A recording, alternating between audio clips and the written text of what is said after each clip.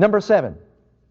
But didn't this law of clean and unclean animals originate at Sinai? Wasn't it just for the Jews, and didn't it end at the cross? Where does God first make a distinction between clean and unclean animals? For Jews or for Noah? God said to Noah, of all the clean beasts thou shalt take unto thee by sevens, of the beasts that are not clean by 2. Genesis chapter 7, verse 1 and 2. Was Noah a Jew? If Noah's a Jew, we're all Jews, aren't we? So God made it, and then the other question you just need to ask, is a Jewish stomach different? Were these purely ceremonial laws? No, friends, I don't think so.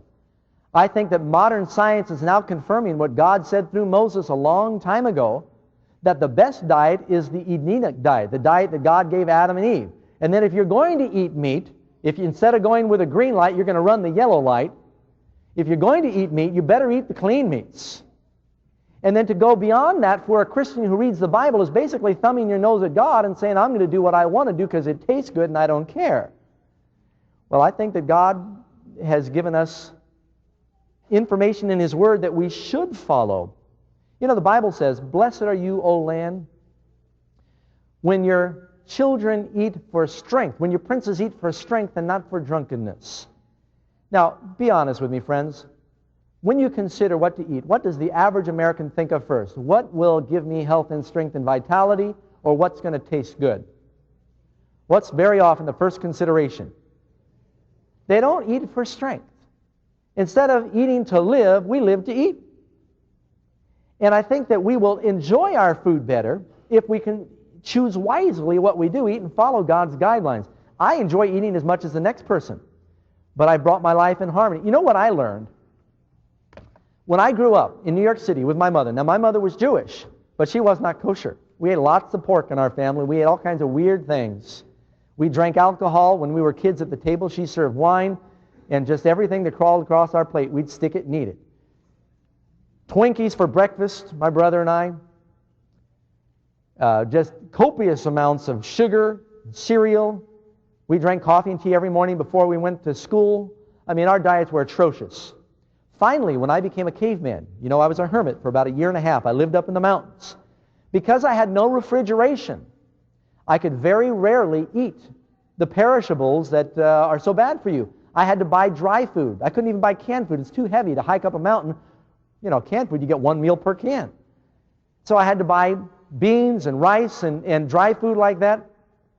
And as a result of that, I started feeling better. The combination of the fresh air and the good clean water from the mountain springs and the sunshine and all that exercise I got hiking up and down the mountains and eating that good food, I started feeling alive for the first time in my life. I was 17 years old before I felt healthy for the first time in my life.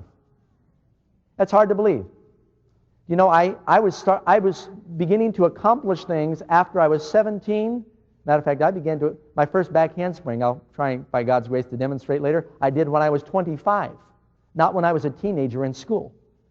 And I was able to accomplish so much more when I started following these principles of health that I learned. Then I left the cave, and I went back down to town, and I got a meat business, and I started eating meat 3 times a day because I figured that was a good life, you know, meat and potatoes. I'd eat filet mignon for breakfast because I sold meat. I'd take the best cuts. New York steak for lunch. I'd have a T-bone for dinner. Used to butcher my own steaks, and you know what? I started feeling really grubby. My complexion started breaking out, and here I was 19, 20 years old, and I thought I'd gone through that stage already. I just felt really tired all the time. I noticed it was even affecting my attitude. You know, how good you feel affects how nice you are.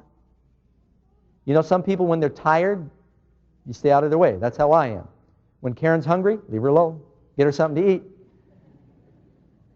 And so how you feel will affect how nice you are. And that's another reason to eat well, because it's hard to be a positive Christian witness when you're feeling bleh because of the way you're eating all the time. The technical word is yucky. When you're feeling yucky because of the way you're eating. Then I got away and I became a vegetarian because I started learning things about meat. Oh, incidentally, you know what I did? My business was called Doug Batchelor's Wholesale Prime Beef Steaks. And mostly I sold beef.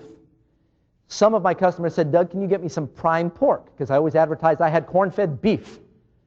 Well, I went to my supplier and I asked for prime pork and he laughed at me. He says, they don't grade pork that way, Doug. He says the Department of Agriculture issues statements telling you if you're going to eat it, you better cook it good. They don't grade pork. You've never heard of prime pork. There's no such a thing. It's all pig. This stuff's got trichina larvae in it. And if you look at any pork under a microscope, it's swarming with parasites. Some of it has trichina larvae. Do you know that they feed some of the pigs from the dumpsters of hospitals? What do you think that does to the food? That's a pretty scary thought. Number 8.